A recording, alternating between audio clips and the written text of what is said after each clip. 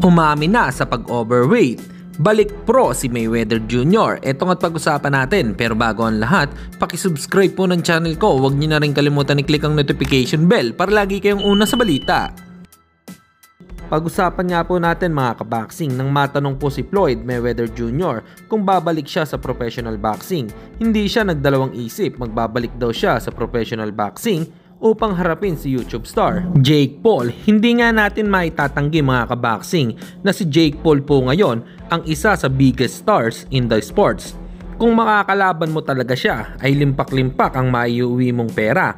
Kaya kahit mga pro superstar boxer ay gusto din siyang makaharap.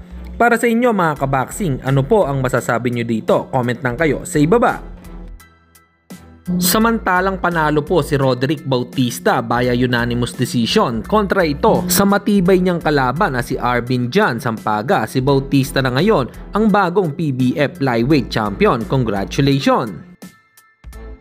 At sa kabilang balita naman tayo mga kaboxing, inamin naman ng brother coach ni Janrel Casimiro na si Jason Casimiro kung bakit ito nag-overweight sa laban niya kay Saul The Beast Sanchez. Dahil daw ito sa layo ng kanilang tinirhan.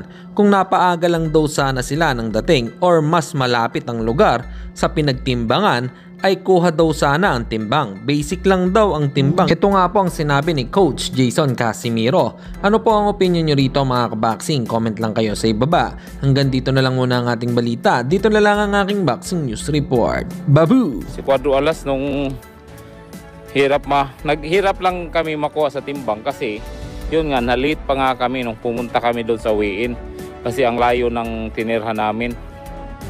Kung napaaga lang kami doon sa weigh-in, kuha yung timbang. Basic lang yung timbang talaga.